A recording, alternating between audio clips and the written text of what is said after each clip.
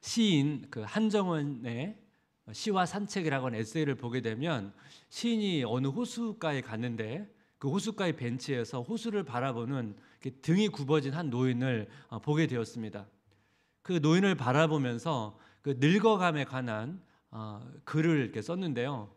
이 저자가 좋아하는 그 페루의 시인입니다. 세사르 바예호의 19 한 문장을 인용하면서 본인이 이제 생각한 글을 쓴 글이 있는데 그 내용이 참 마음에 와닿습니다. 제가 그 한번 인용해 보겠습니다. 19 그 한 문장은 이 문장입니다. 온 마음을 다해 오늘하고 늙었구나. 노인을 경외하는 것은 내가 힘겨워하는 내 앞에 남은 그 시간을 그는 다 살아냈기 때문이다. 늙음은 버젓하지 못한 것이 아니라 마음을 다한 결과일 뿐이라 여기기 때문이다. 열차가 완전히 정지하기 전에 그러하듯 흔들림 없이 잘 멈추기 위해 늙어가는 사람은 서행하고 있다. 그날 노인의 뒤에 서서 그에게는 위로로서 나에게는 격려로서 저 식구를 읊조렸다. 노인에게는 멈추는 힘이, 나에게는 나아가는 힘이 필요하다. 그래서 나는 노인의 등을 바라보고 노인의 호수의 가슴을 바라본다. 여기 19 온 마음을 다해 오늘하고 늙었구나. 이 19를 제가 묵상을 하다가 그 이찬수 목사님께서 그 오카노 목사님 말씀을 종종 하셨는데 오카노 목사님께서 65세 좀 일찍 은퇴를 하셨는데요. 그 일찍 은퇴하신 이유가 오카노 목사님께서 너무 이제 온 마음을 다해서 진액을 쏟듯이 사역을 하다 보니까 더 이상 이제 사역할 에너지가 없어가지고 일찍 은퇴를 하셨다는 거예요. 그러면서 이찬수 목사님께서도 제가 70세까지 하기를 바라지만 제가 온 마음을 다해서 사역하다가 하나님께서 허락하신 그 시간까지 하면 좋겠다는 말씀을 하셨거든요. 이 19를 묵상하는데 그 목사님 말씀이 또 생각이 났고요. 또 제가 만났던 여러 어르신의 삶과 그 모습이 이렇게 그려졌습니다. 저도 그렇게 잘 늙어가면 좋겠다 그런 생각을 하면서 제가 나이가 들었을 때 온 마음을 다해 오늘하고 늙었구나. 예수님께 이런 이야기를 들으면 얼마나 좋을까 그런 생각을 했습니다. 저는 오늘 본문을 묵상하면서 이런 생각을 더 많이 하게 됐는데요. 이 부자 청년은 참 열심히 살았던 사람입니다. 또 그리고 중요한 것은 그 열심히 살다가 예수님을 만나서 어떻게 보면 인생의 올바른 길, 성수의 길로 갈 수 있는 중요한 기회를 잡았는데 근데 문제는 그가 잘못된 선택을 했다는 거예요. 우리가 온 마음을 다해서 사는 것도 사실 중요하지만 올바른 방향으로 사는 것이 중요하다는 생각을 하면서 이 부자 청년의 삶을 좀 살펴보면 좋겠습니다.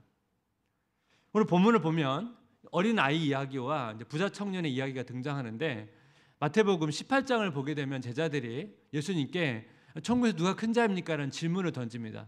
예수님께서는 한 어린 아이를 불러서 이 어린 아이와 같지 않냐면 천국에 들어갈 수 없다고 말씀하십니다.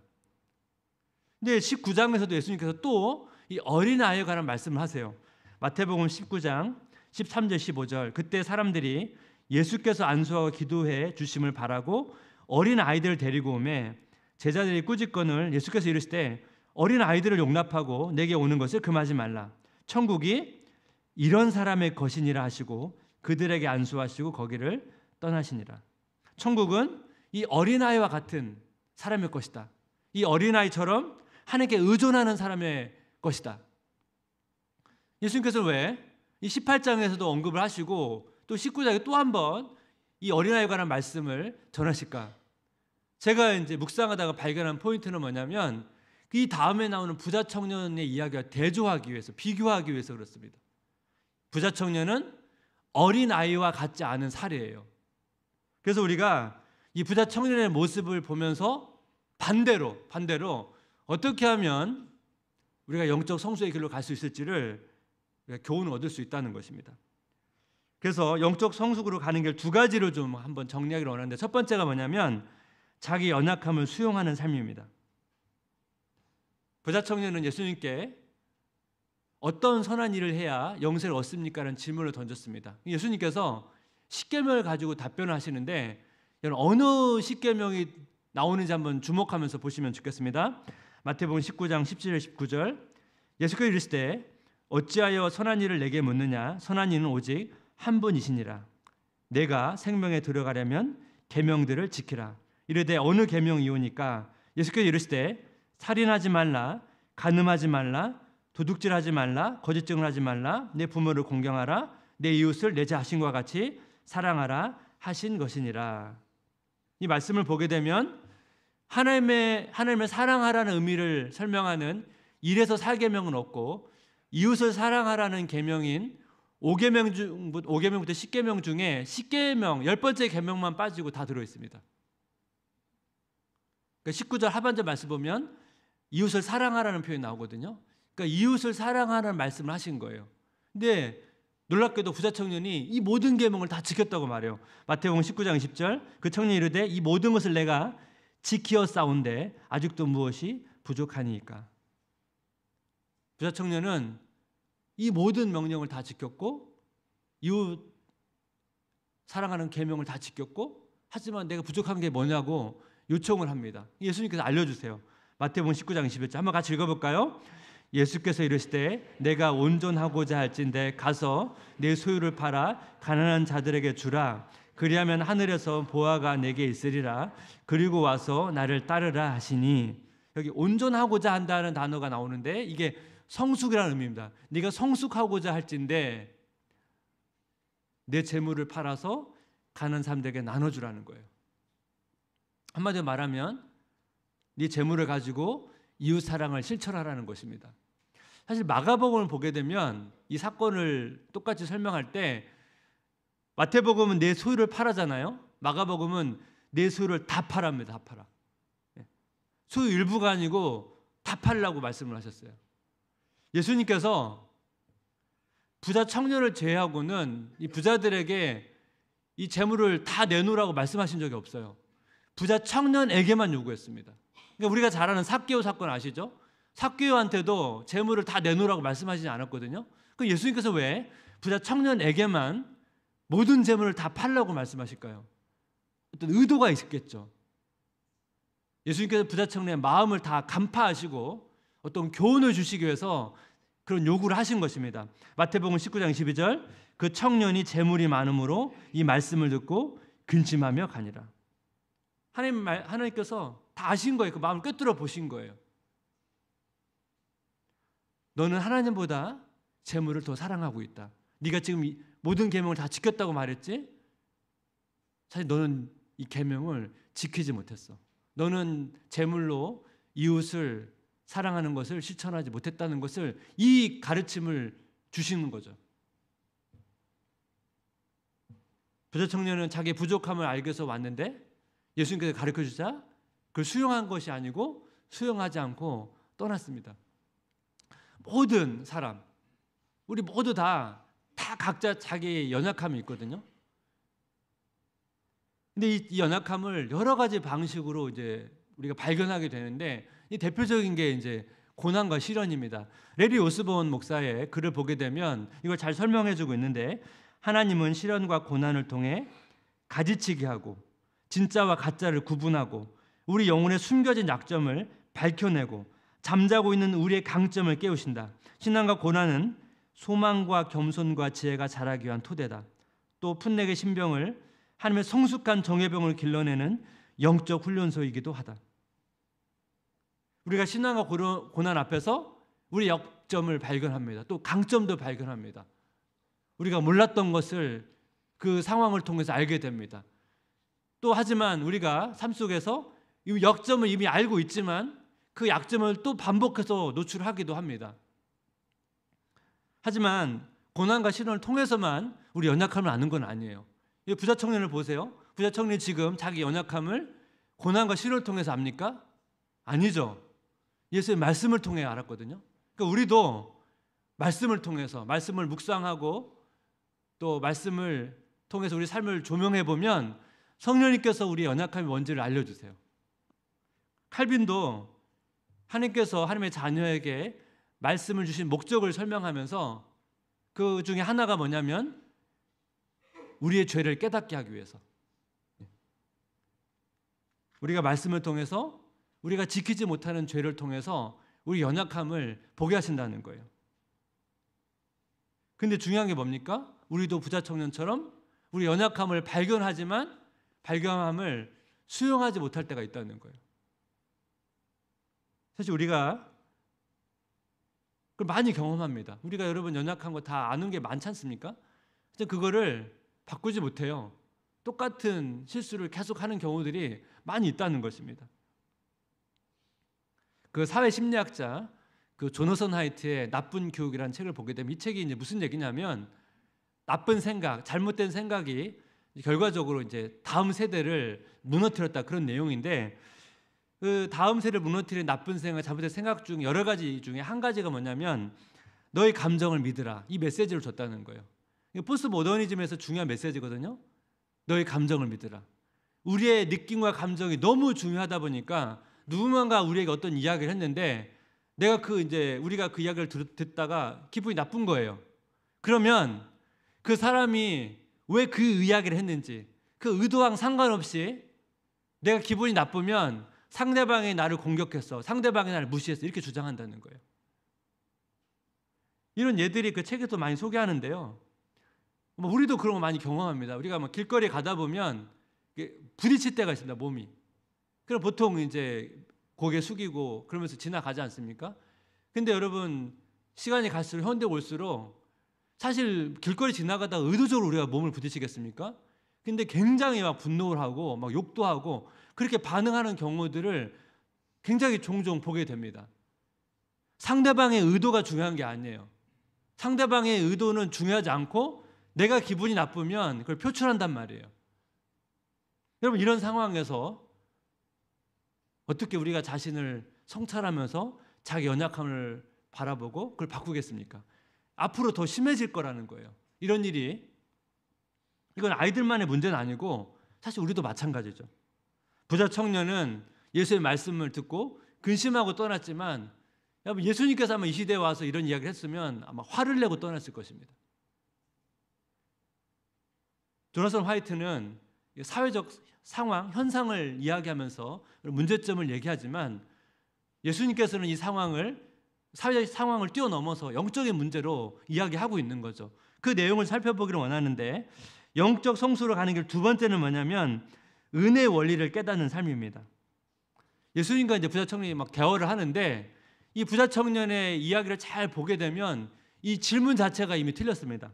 마태복음 19장 16절 어떤 사람이 주께 와서 이르되 선생님이여 내가 무슨 선한 일을 하여야 영생을 얻으리이까? 부자 청년은 선한 일을 하게 되면 영생을 얻는다는 생각이 있었습니다. 근데 여러분 선한 일을 해서 영생을 얻습니까? 우리는 은혜로 영생을 받았습니다. 예수님께 대답하실 때 마태복음 19장 17절 예수께서 이르시되 어찌하여 선한 일을 내게 묻느냐? 선한 이는 오직 한 분이시니라. 내가 성명에 들어가려면 계명들을 지키라. 선한 이는 오직 한 분이시니라. 우리는 선하지가 않습니다. 그래서 사실 우리가 하는 계명을 따른다는 것, 계명에 순종한다는 것 다 그 불완전한 거거든요. 우리가 왜 계명을 지킵니까? 우리가 영생을 받았다는 것을 증명하는 거죠. 계명을 지켜서 영생을 얻는 게 아니고 우리는 계명을 지킴을 통해서 내가 영생 받은 존재라는 것을 확인할 뿐만 아니라 그 계명을 지키는 것도 감사해서 지키는 거죠. 이후 제자들도 이 부자 청년과 비슷한 질문을 합니다. 마태복음 19장 25절 26절 제자들이 듣기 몹시 놀라 이르되 그렇다면 누가 구원을 얻을 수 있으리까? 예수께서 그들을 보시며 이르시되 사람으로는 할 수 없으나 하나님으로서는 다 하실 수 있느니라. 제자들이 구원 영생 누가 얻을 수 있습니까? 사람은 할 수 없다. 하나님만이 하실 수 있다. 우리가 다 알고 있는 내용 아닙니까? 그러면서 예수님께서 갑자기 부자 이야기를 하거든요. 마태복음 19장 23절 24절 예수께서 제자들에게 이르시되 진실로 너에게 이르노니 부자는 천국에 들어가기가 어려우니라. 다시 너에게 말하노니 낙타가 바늘귀로 들어가는 것이 부자가 하나님의 나라에 들어가는 것보다 쉬우니라 하신대.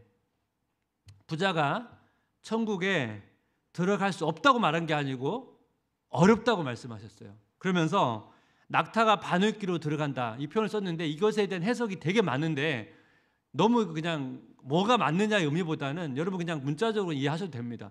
낙타가 바늘귀로 들어가는 거 그거 불가능하잖아요. 근데 그것이 부자가 천국에 들어가는 것보다 쉽다고 말한 거거든요.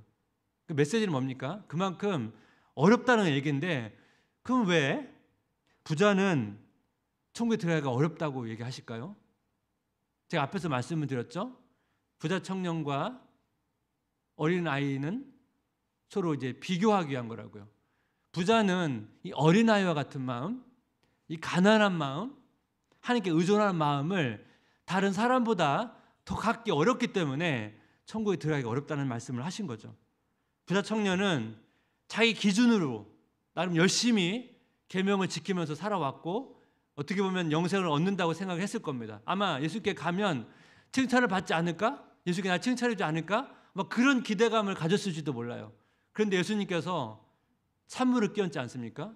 네가 생각하는 수준으로 살아서는 영생을 얻을 수 없다.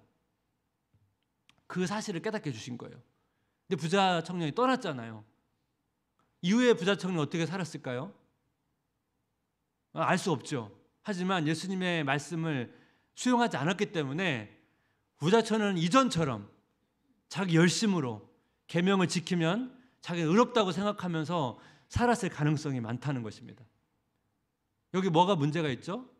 부자 청년의 삶에는 은혜의 원리가 없다는 거예요. 은혜 원리. 여러분, 은혜라는 게 꼭 우리가 구원을 받을 때만 은혜가 필요한 게 아니고 우리 삶에서도 은혜가 필요합니다. 여러분, 돈을 사용하는 거 은혜의 원리에서 작동이 돼야 돼요. 한국에 워낙 이제 땅도 좁고 인구 밀도도 높고 또 경쟁이 치열하다 보니까 먹고 살기 힘들다 보니까 이 땅이 넓은 그런 나라의 사람들보다 돈에 대한 관심도 많고 돈을 많이 벌고 싶은 욕망도 훨씬 더 강한 것 같습니다. 그 베스트셀러 순위를 보게 되면 이 부자 되는 방법에 관한 책이 지금도 인기를 많이 끌고 있거든요. 오랫동안 지금 베스트셀러인데요. 김승우의 돈의 속성이라는 책을 보니까 이 책이 벌써 100세 이상 찍혔대요.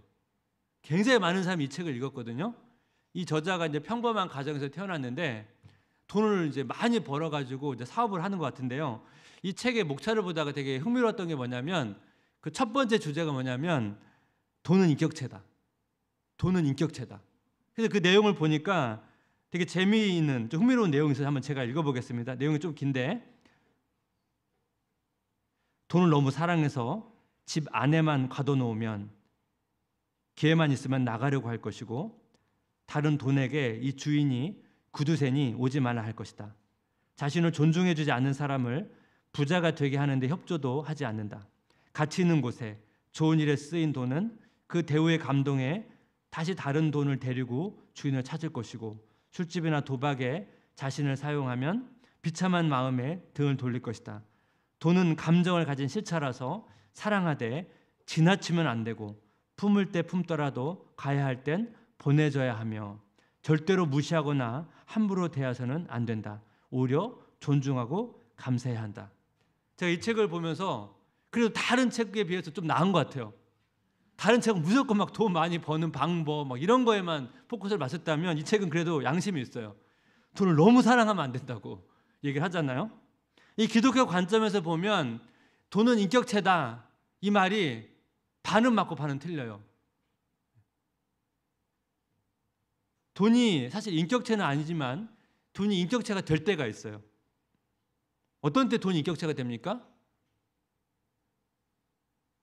우리가 무엇인가를 하나님만큼 사랑하게 되면 그 무엇이 우상이 되거든요. 그러면 그 무엇이 인격체가 됩니다. 그러니까 우리가 돈을 하나님 수준까지 사랑하게 되면 그때는 돈은 인격체가 됩니다. 이 책은 돈을 너무 이제 사랑하면 안 되고 흘려보내라 이런 이야기를 하는데 성경은 훨씬 기준이 높아요. 돈은 어떤 필요를 위해서 사랑을 베풀기 위한 수단이지 돈이 어떤 사랑의 목표나 대상은 아니거든요. 그래서 돈을 사랑하면 안 된다는 이야기가 많습니다. 대표적으로 디모데전서 6장 10절 한번 같이 읽어볼까요? 돈을 사랑함이 일만하게 뿌리가 되나니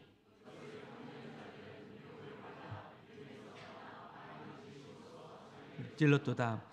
히브리서 13장 5절 상반절 보니까 돈을 사랑하지 말고 있는 바를 족한 줄로 알라. 성경은 훨씬 기준이 높아요. 돈을 지나치게 사랑하면 안 된다 정도가 아니고 돈을 사랑하면 안 된다고 얘기를 해요. 우리가 열심히 일해서 일한 만큼의 보상을 받는 것은 괜찮은 거예요. 가치 있는 일이고. 하지만 받은 그 물질의 청지기로서 돈을 잘 사용해야 된다는 것입니다. 김영희 목사님의 은혜와 돈이라는 책을 보게 되면 그 아프리카 선교사 데비드 리빙스턴의 이야기가 나오는데요. 예배 때 그 보통 이제 예전에는 이렇게 헌금 주머니 이렇게 돌렸습니다. 그 헌금 순서 때 헌금 주머니가 이렇게 돌다가 결국 다 마치고 헌금 대 위에 헌금 주머니가 이렇게 올라져 있는데 한 어린아이가 헌금상에 올라간 거예요. 그래서 왜 헌금상에 올라갔냐고 했더니 자기가 헌금을 드리고 싶은데 드릴 돈이 없어서 몸이라도 드리려고 올라갔다는 거예요. 제가 이 이야기가 되게 인상이 깊었거든요. 이런 마음이면 되지 않을까요? 제가 보통 헌금 기도할 때 항상 제가 우리의 몸과 마음과 물질 이 세 가지를 항상 다 얘기합니다.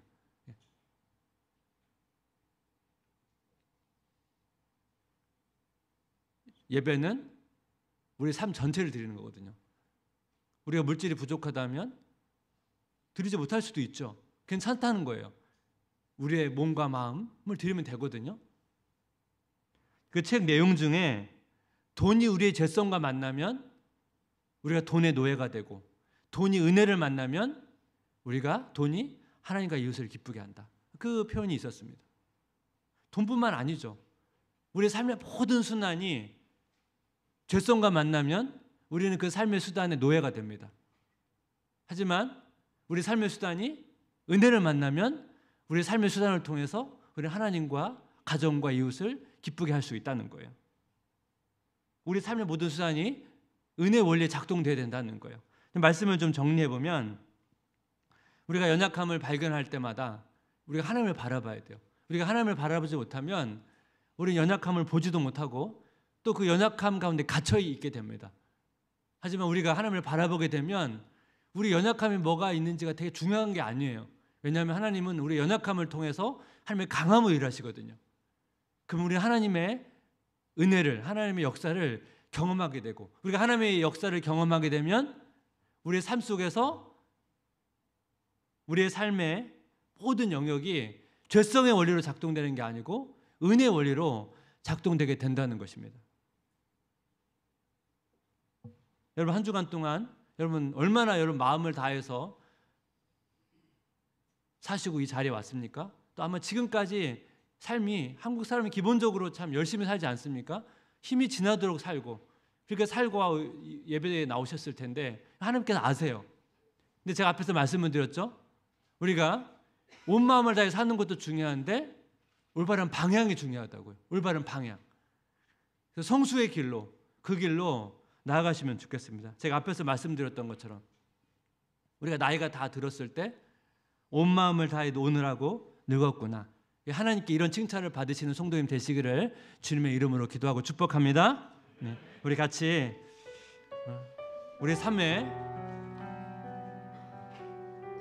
함께 하시는 그 하나님의 은혜를 고백하면서 나아가면 좋겠습니다. 나를 지으신 이가 하나님,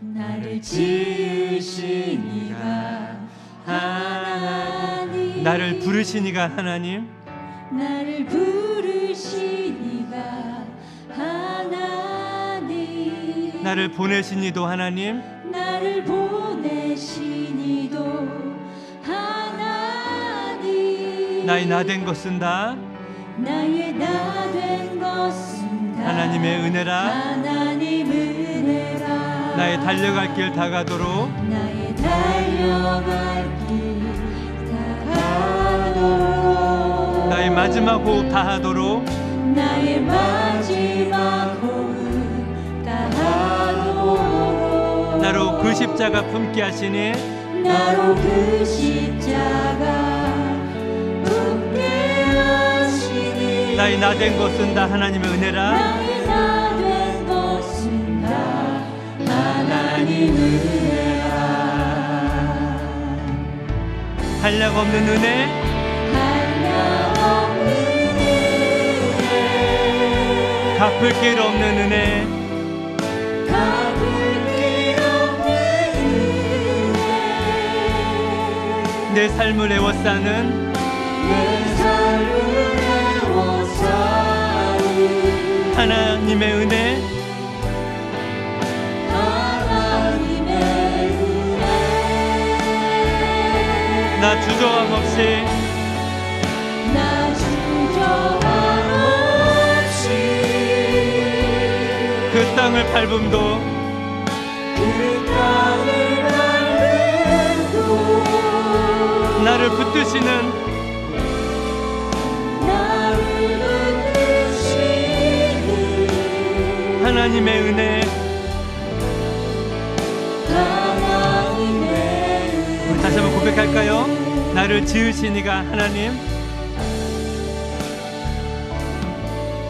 나를 지으신 이가 하나님, 나를 부르신 이가 하나님, 나를 부르신 이가 하나님, 나를 보내신 이도 하나님, 나를 보내신 이도 하나님. 나의 나 된 것은 다 하나님 은혜라. 나의 나 된 것은 다 하나님 은혜라. 나의 달려갈 길 다가도록 나의 달려갈 길 다가도록 나의 마지막 호흡 다하도록 나의 마지막 호흡 다하도록 나로 그 십자가 품게 하시니 나로 그 십자가 품게 하시니 나의 나 된 것은 다 하나님 은혜라. 나의 나 된 것은 다 하나님 은혜라. 한량 없는 은혜, 한량 없는 은혜, 갚을 길 없는 은혜, 갚을 길 없는 은혜. 내 삶을 애워싸는 내 삶을 애워싸는 하나님의 은혜, 하나님의 은혜.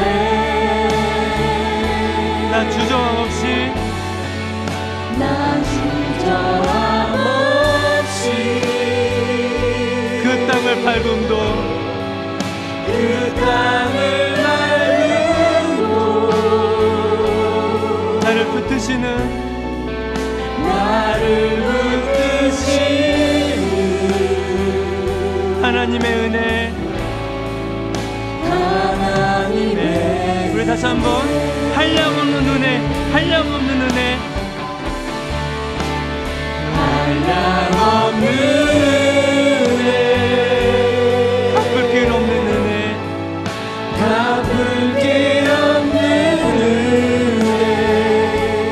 내 삶을 애워싸는 내 삶을 애워싸는 하나님의 은혜, 하나님의 은혜. 나 주저함 없이 나 주저함 없이 그 땅의 밟음도 그 땅을 밟음도 나를 붙드시는 나를 붙드시는 하나님의 은혜, 하나님의 은혜.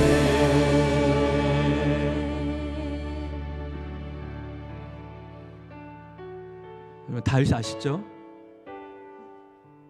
다윗도 어떻게 보면 온 마음을 다해 살았던 사람인데 다윗이 참 인생이 되게 힘들었거든요.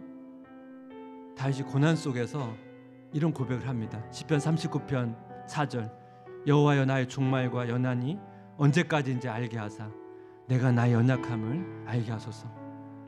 그 힘든 상황에서도 하나님을 바라보면서 나의 연약함을 알게 해달라고 이런 고백을 했습니다. 다윗은 연약함을 발견하면서 자기 연약함에 갇히지 않기를 원했어요. 그래서 하나님을 바라보기를 원했어요. 또 하나님께서는 자기 연약함을 알기를 원하고 그 하나님을 바라본 자를 찾으세요.